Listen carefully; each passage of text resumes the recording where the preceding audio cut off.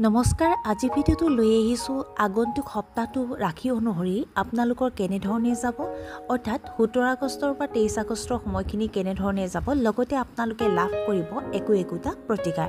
তেতিয়া আহক আৰম্ভ কৰোঁ। প্ৰত্যেকটো ৰাশি শুভ বাৰ্তা আৰু অশুভ বাৰ্তা কি আছে। প্ৰথম ৰাশি হ'ল মেষ ৰাশি।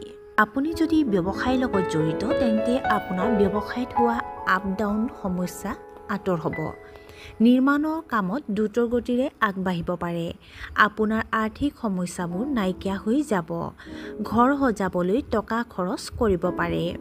সামাজিক অনুষ্ঠানত আপোনাৰ অংশগ্ৰহণ বাঢ়িবলৈ গৈ আছে। আপোনাৰ জীৱনসংগীৰ প্ৰতি আপোনাৰ বহুত সন্মান থাকিব। আপুনি হয়তো আপোনাৰ স্বাস্থ্যৰ প্ৰতি অতি সক্ৰিয়। আপুনি আপোনাৰ খাদ্য আৰু জীৱনশৈলীত ইতিবাচক পৰিৱৰ্তন আনিবলৈ পৰিকল্পনা কৰিব পাৰে।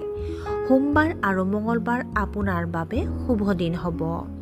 অশুভ বাৰ্তা হৈছে যে এই সপ্তাহত আপুনি আনৰ হেঁচাত পৰি আপুনি অনৈতিক বুলি ভবা কামত জড়িত হ'ব পাৰে।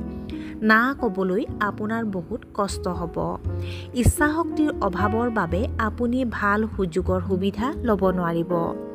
অধীনস্থৰ পৰা কাম সম্পন্ন কৰিবলৈ আপুনি কঠোৰ পৰিশ্ৰম কৰিব লাগিব। ইয়াৰ বাবে আপুনি বহুবাৰ বিচলিত হ'ব পাৰে।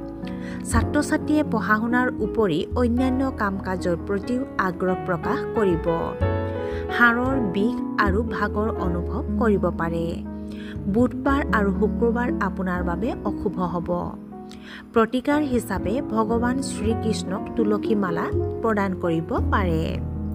বৃষ ৰাশিৰ জাতক জাতিকাসকলৰ বাবে অহা সপ্তাহৰ শুভ বাৰ্তাটো হ'ল যে সপ্তাহৰ আৰম্ভণি আপোনাৰ বাবে শুভ হ'ব।